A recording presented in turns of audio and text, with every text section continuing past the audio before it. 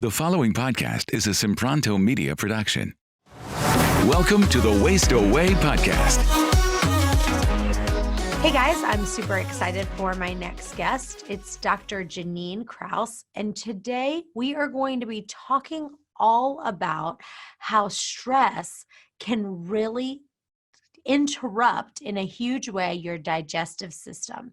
And so welcome, Dr. Jannine Krause. Tell us a little bit about your own wellness journey and how it brought you to naturopathic medicine. Thanks, Chantel. Yeah, I started getting interested in naturopathic medicine when my mom was going through chemotherapy and found that she just did so much better with having a naturopathic doctor on board, also an acupuncturist helping her out too. So I decided, I need to look into this because I had always wanted to be a doctor. I just didn't know what type of doctor.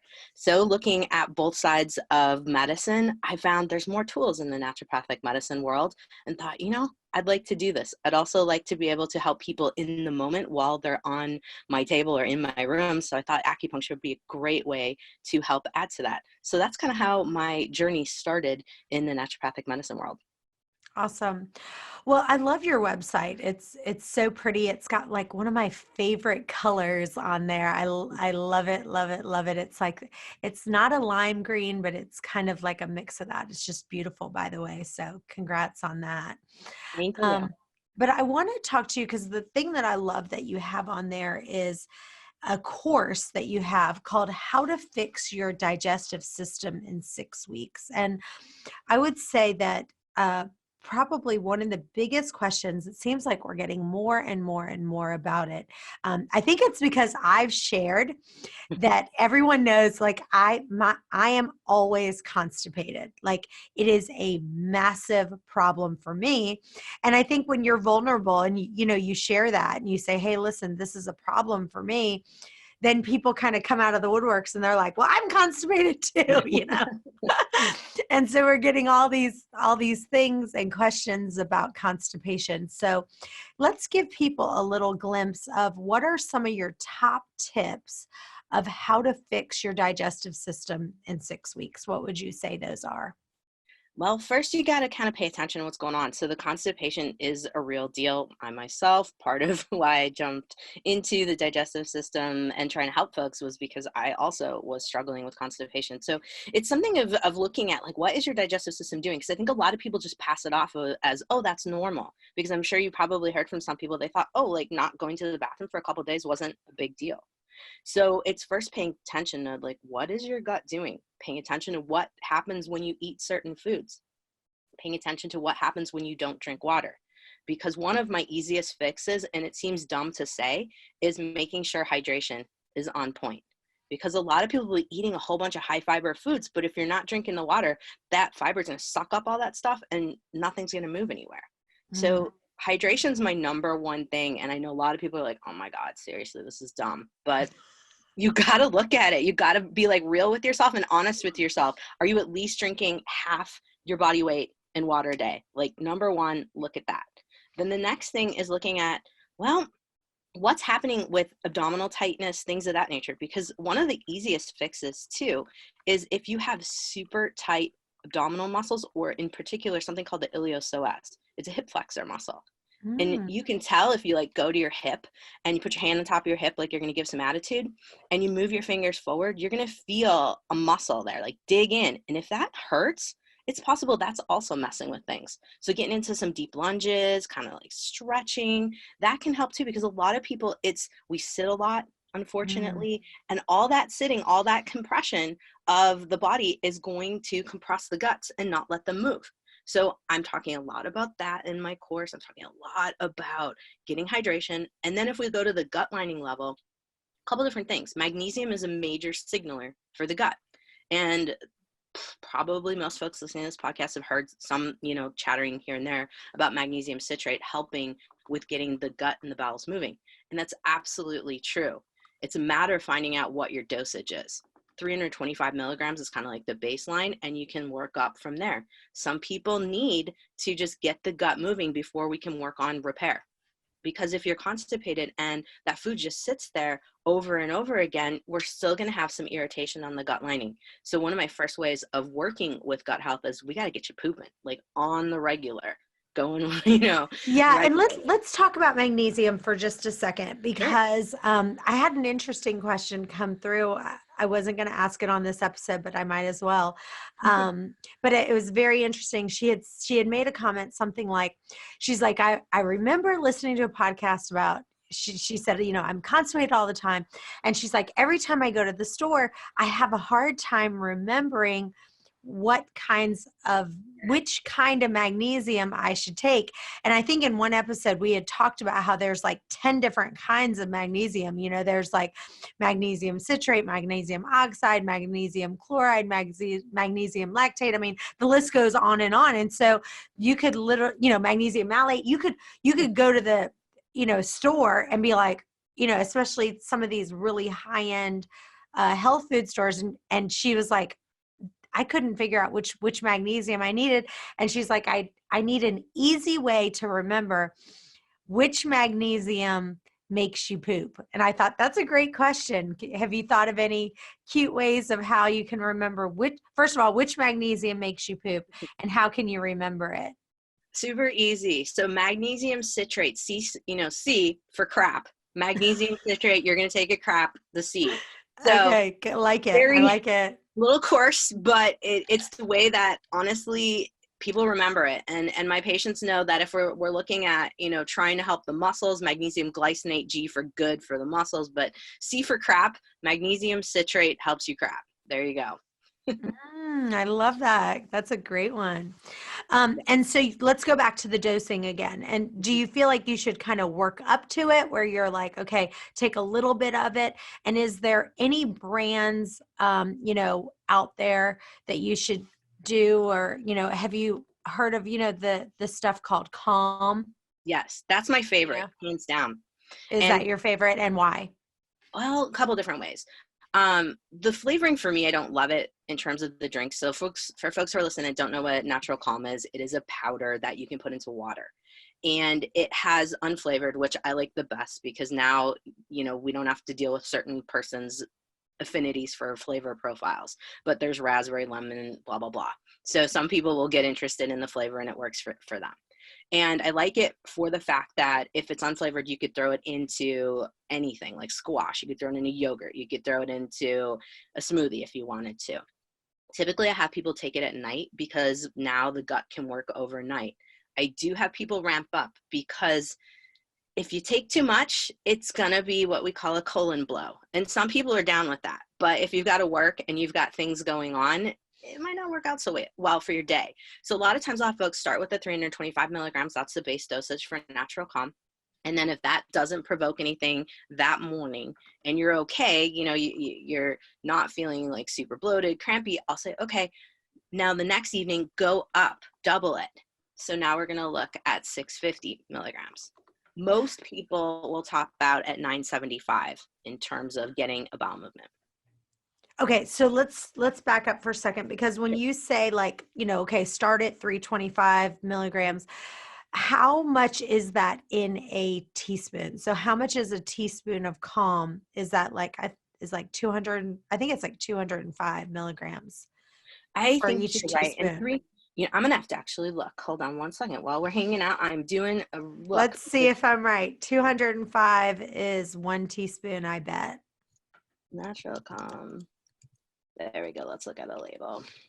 Because usually what I'm doing is having people get on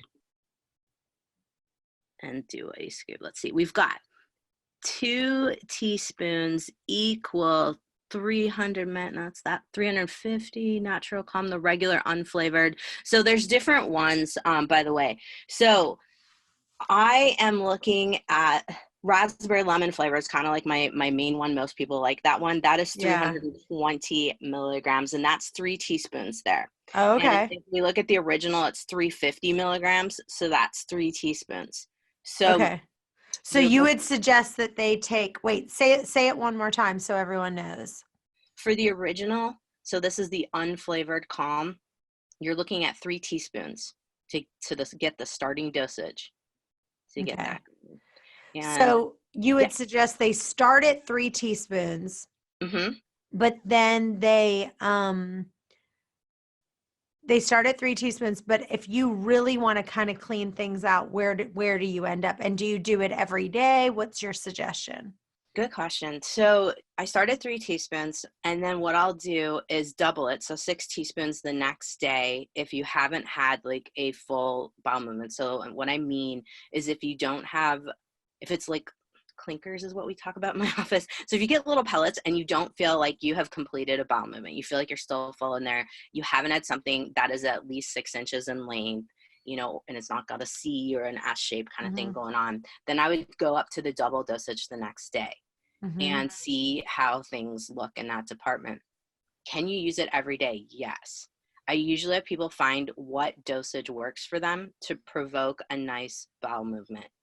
Now, of course, in the meantime, we're working on getting the gut lining repaired. We're working on other things because I don't want people to be dependent on magnesium the rest of their life. It's not a good idea to be taking high dosages of magnesium for life. Some people will definitely argue with me on that one, but I'm the type of doc who's like, I would love people to find the root and not put Band-Aids on things.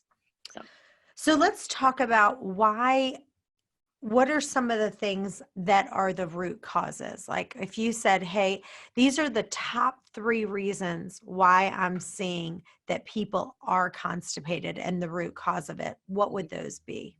So number 1 often tends to be a neurological type of issue, meaning they're stressed, because caveman wise, our bodies are going to hold stool when we think that there's a bear chasing us, because obviously it's not convenient to poop when you're being chased.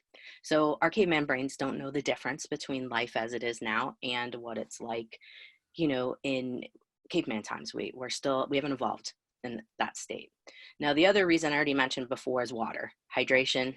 That's a biggie for folks. The next big one that you could kind of argue balances in with the amount of veggies someone eats, but really it's gut microbiome balance.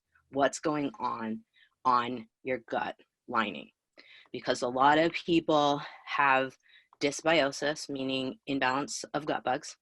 And it's a matter of figuring out, is it too much yeast? Is it its like component of not enough of beneficial bacteria? That's why probiotics can be beneficial for folks to have consistent bowel movements too. So yeah, it's looking at the gut lining, which I love that Viome's out there now, and we can have folks testing their stool and knowing what's going on in their gut lining. Because those 3 things, hydration, what's going on in the gut lining, are you eating enough veggies to feed your beneficial bacteria? Those kind of go together. And then the neurological aspect, are you stressed? Are you stuck in a fight or flight state and your body just is not going to let go of the stool like it should until it gets to the point where, things overflow and it's like, okay, we got to go. We're going to push that through now. Now, one of the things that I've had questions about on our podcast is vacations when it comes to constipation, because people are always saying, like some people who say, I do great, like every day I'm doing really good. But what happens is I go on vacation. Let's say I go on a 5-day vacation and I cannot go. What's going on there? What's happening that they go on vacation and now all of a sudden they're constipated if they were regular before? A lot of different things are at play there. It depends on how they're traveling. Most of us, let's face it, getting up to use the bathroom on an airplane, not anyone's idea of a good time. So a lot of let's face it, it's gross in there. Oh my God. And it's so small. And the sound, like, am I going to get sucked into that thing? I don't know. I mean, I have fears of these things. I look at that toilet and now it sucks. And I'm like, oh my God, what if you got in there? What would you do? So, there's that. And I think a lot of people are dehydrating themselves, unfortunately, when they travel because, some people go grab a drink, or if it's an early flight, you're going to pound some coffee, then you will maybe get to the bathroom, but you might not drink as much water as you normally would. So dehydration is a big factor. If you're traveling like a road trip, sometimes that too, you don't want to keep having to stop and pee, that takes forever to get to a certain place. So yes, I'm sounding like a broken record a little bit, but hydration is something. If you're traveling, like commit to making sure that you hydrate. And yeah, you got to get over the fear of the airplane bathroom. I'm still working on it, but it happens. But the other thing that happens is that's the stress factor, right? We've taken ourselves out of our routine. And when we travel, we eat at different times. We have a whole completely different routine. So I'm having folks that have travel constipation. Often we'll bring the magnesium, we'll maybe get a little cascara sagrada, so the Senecot, take that with to kind of help just push things along. Yes, it's a Band-Aid, but sometimes you got to do what you got to do. Also working on stretching and some abdominal rolling, because when you're sitting down for traveling, because most of us are either going to be in a car, a train, a plane, something where we sit more than we normally do, we're going to crunch and compress that gut again. So working on rolling out the abdomen too. It seems weird, but it makes a huge difference, and trying to stick as best as you can to your normal routines, but also looking at how much you're eating, because if you're going to overload your gut, you're going to have trouble with digestion too. So that's another biggie that I think about, is trying to go, okay, I'm eating out, I'm eating at new places. Watch your portions even while you are out and about, because that will be another big factor adding to the constipation. And my last thing is digestive enzymes. A lot of times when we travel, because the body's stressed, we won't kick out the enzymes that we need to break down the food. So I will have people bring that on board too, to help with things, because it's a real deal. And it happens to me quite often. Mm. And what if someone had put in that they were constantly, they felt like they were just drinking water, but they can't seem to quench that thirst. Like no matter how much water they're drinking, they're just constantly feeling like they're thirsty. What are some possible conditions of that, and what's going on inside of someone when that's going on? Well, first thing I always think about constant thirst and not being able to quench it is diabetes. Got to rule that out in terms of blood sugar issues. Diabetes insipidus is a type of diabetes where you literally drink yourself, into some troubles with your kidneys. So my first question to the folks would be, all right, what's your blood sugar looking like? What's your hemoglobin A1C? That's your blood sugar over time.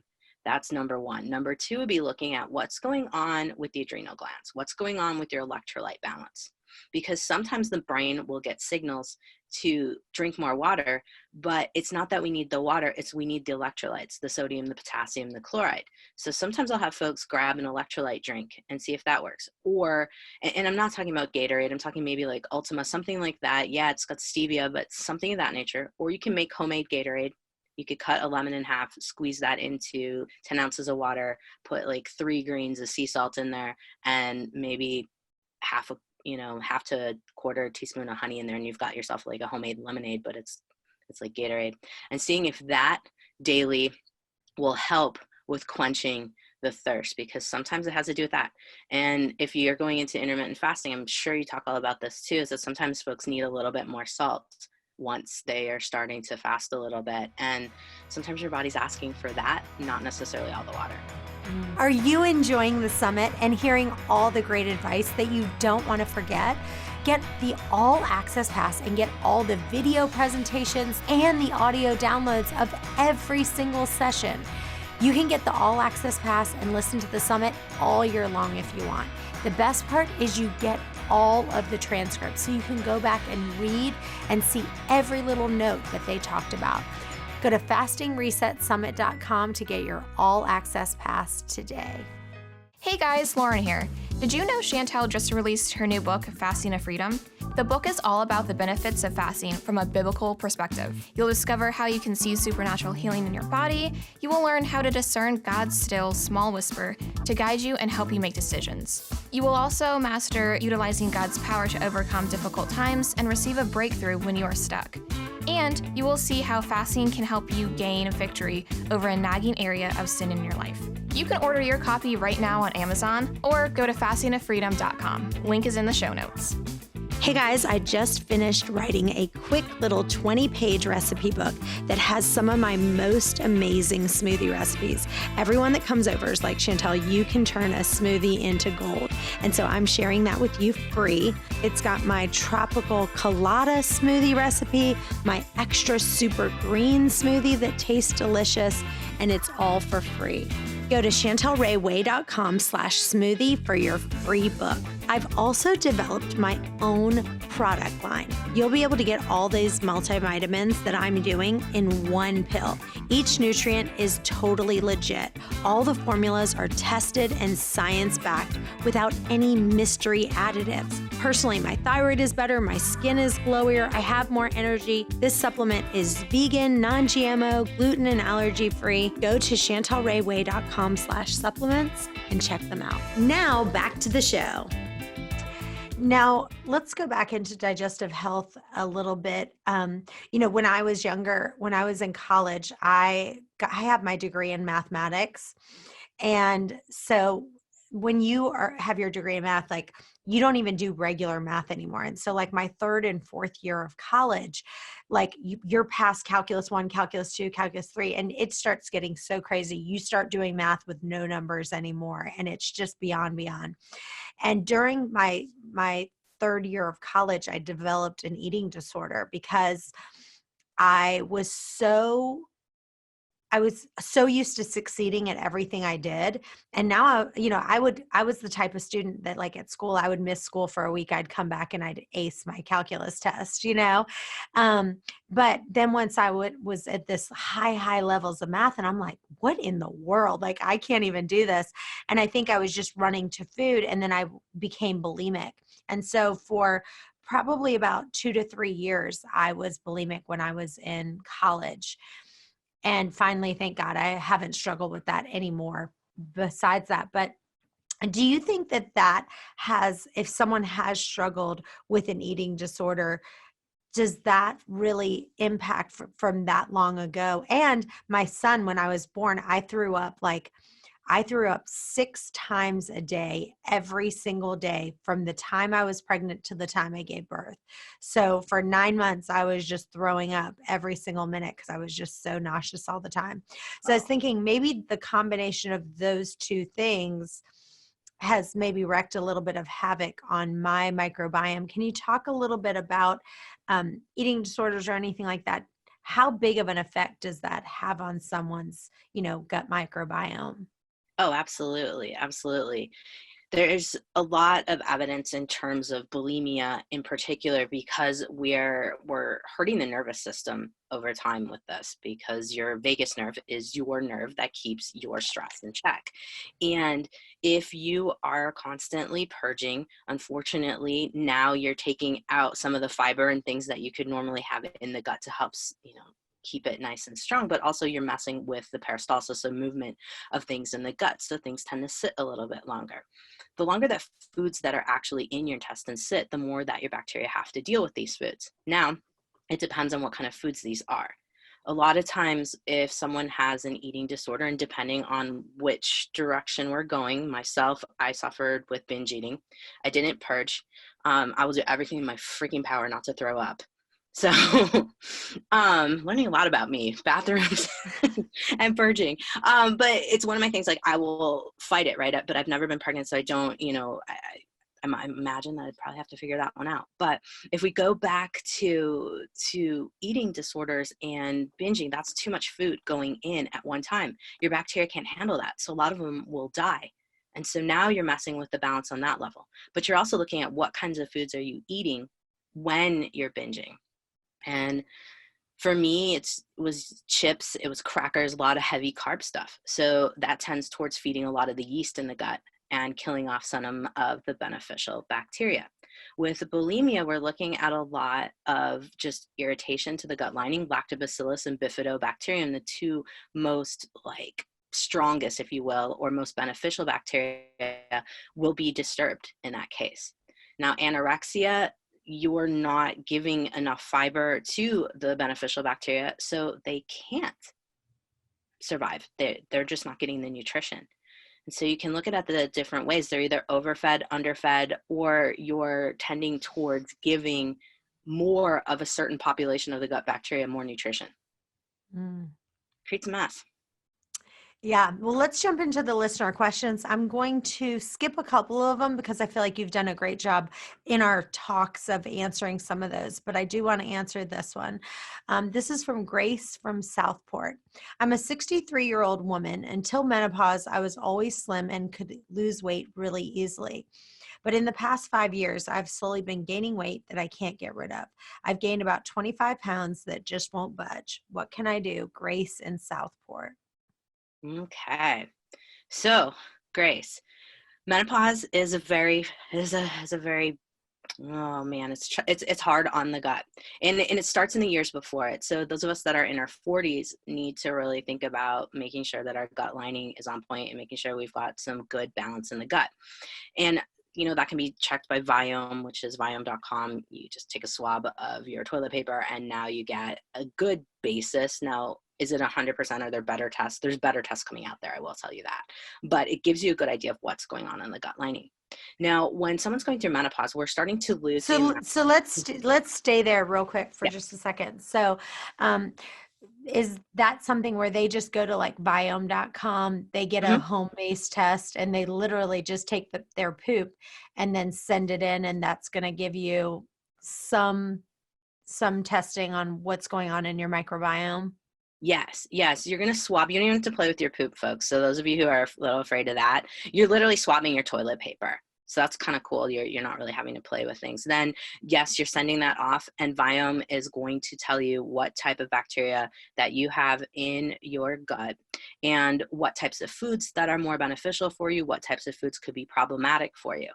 And the foods that are problematic are usually because you don't have the bacteria to help to digest them.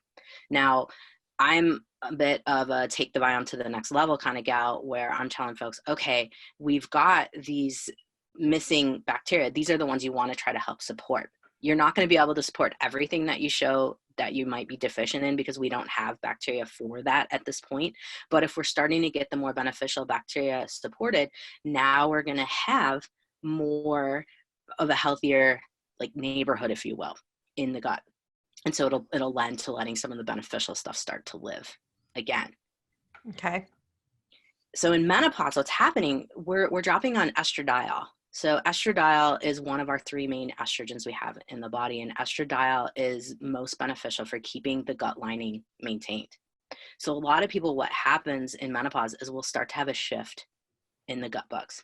Or if we have parasites that we've had, and I know that sounds really gross to folks, we can get them even though we didn't travel to India or anywhere that's a little bit more known for coming back with parasites. So sometimes those will start to show up and cause trouble.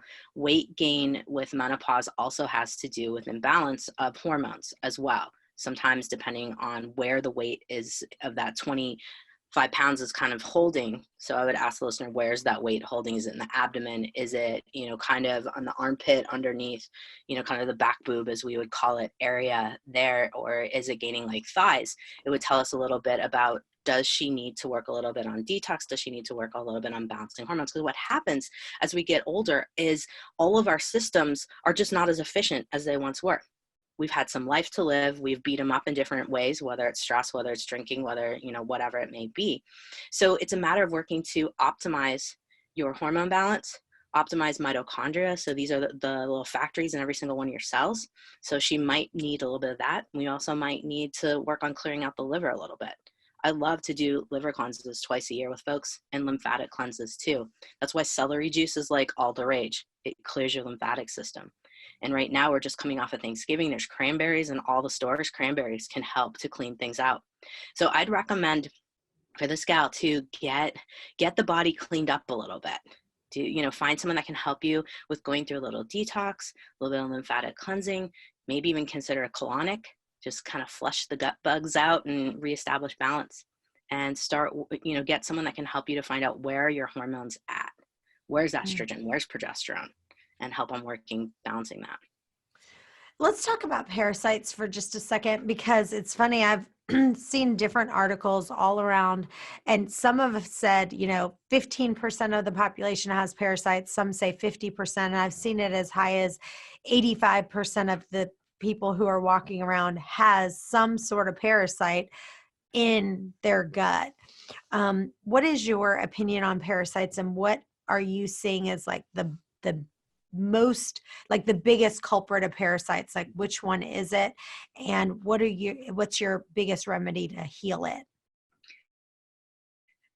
All right. So, but one thing is sometimes hard to catch them, if you will, because they cycle every 3 to 4 days.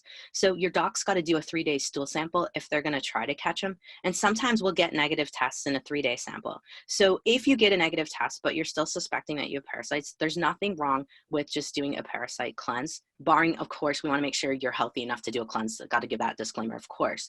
But if we look at what's the cause of parasites, two things probably are the main that I find being the cause. There's a lot of causes, but number one would be water that's not clean. And number two would be improperly cooked food.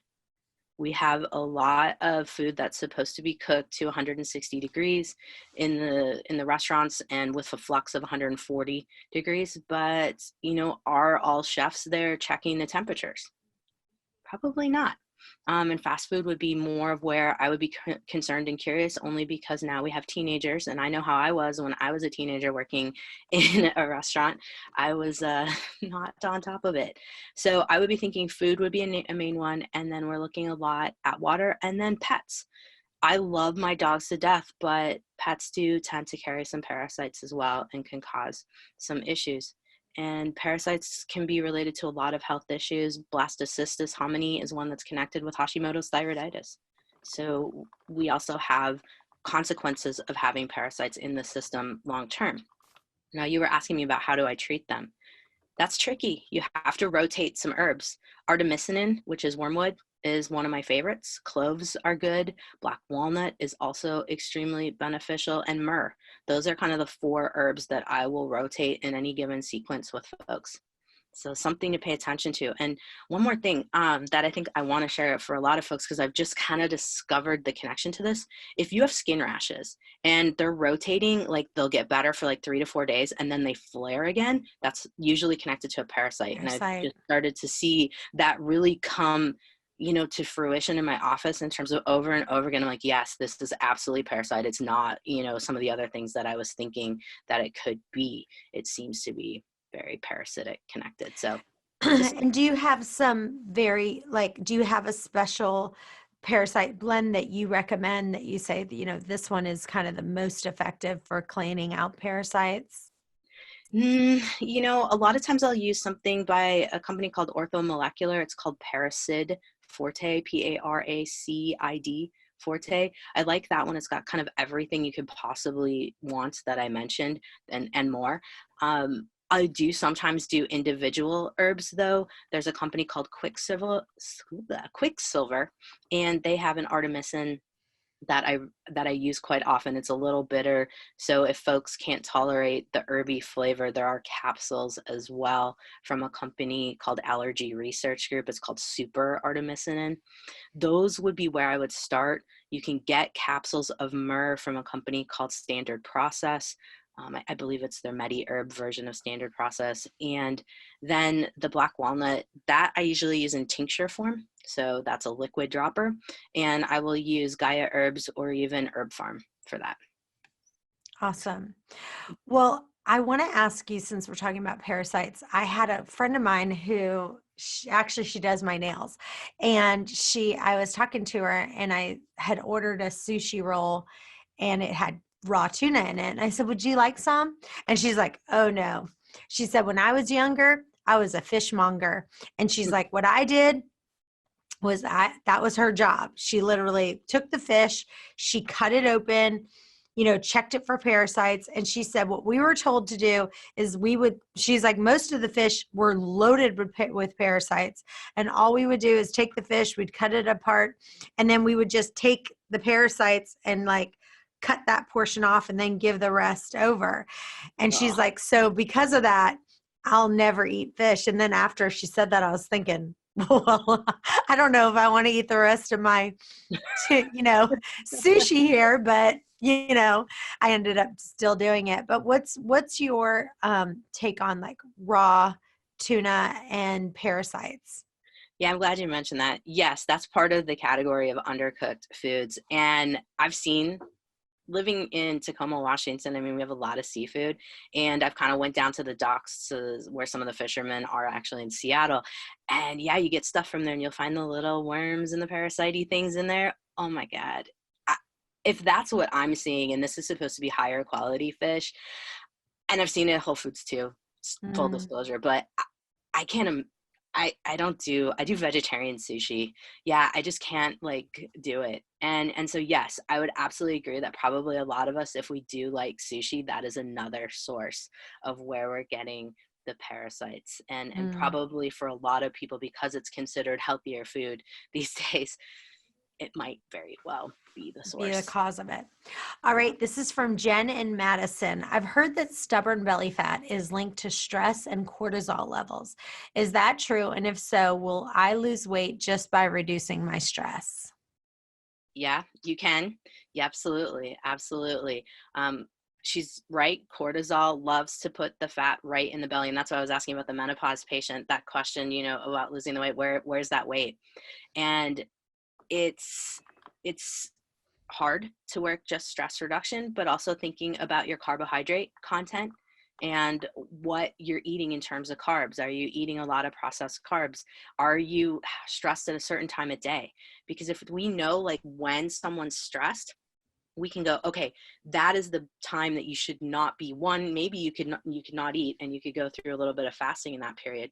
Or you could perhaps make sure that you're only eating something that's high in protein and good fat. Because anytime that you're feeling extremely stressed, your blood sugar's up too. And so you're going to kind of drive that excess of sugar. And what's your body going to do when it can't burn that sugar off? It's going to store it. And for a lot of people in the morning, that's what I like about fasting, is that in the morning, most people are pretty stressed. We're going to have cortisol up because it wakes us up. That's naturally, we want that. But we're going into work, we're eating like our granola bar, apple, whatever we can throw in fast enough, and rushing to work. And then we're going to sit in a meeting or sit.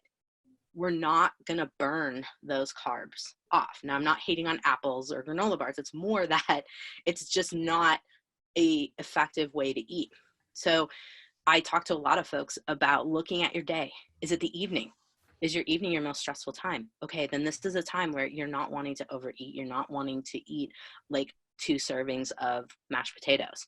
You're wanting to get in your veggies, dark leafies, eat a little bit more protein, a little bit of fat in that time frame, and ditch the carbs at that point. So manage your stress for sure, absolutely going to help, but also looking at when are you most stressed. You could take a saliva cortisol test. Those are awesome for telling you when your body is pumping the most cortisol out, as you take those 4 times a day. So that would be another way to look at it. But yeah, you can reduce your belly fat by reducing stress, but you also have to look at what your body's doing metabolically with the carbs when you're most stressed, and think about making sure that with your stress management, you're moving and looking at portions of carbs. I'm not an anti-carb person. I'm just a portions person. Awesome. Well, it's been so much fun having you on the show. You are a blast to talk with. So tell listeners a little bit about where they can find you and follow your work. Okay. So I am on Dr. Jannine Krause, so drkrause.com. It's just on my website wrong. It's hilarious. DoctorJKrausend.com. That is my main website. And I'm on Instagram, and that's Dr. Jannine Krause. So DrJannine all smashed together. You can see my personality there. I like to do videos. That's the 2 main places to find me. Yes, I'm a little bit on Facebook, but I'll be honest, I'm not as good with Facebook as my other sources. And I've got some courses online if you're looking at the gut course, like you mentioned, and also stress management course to help you to look at where you're becoming stressed and how to deal with that. Awesome. Well, thanks again for being with us. We really, really appreciate it. And if you have a question that you want answered, go to questions@chantelrayway.com. We'll see you next time. Bye-bye.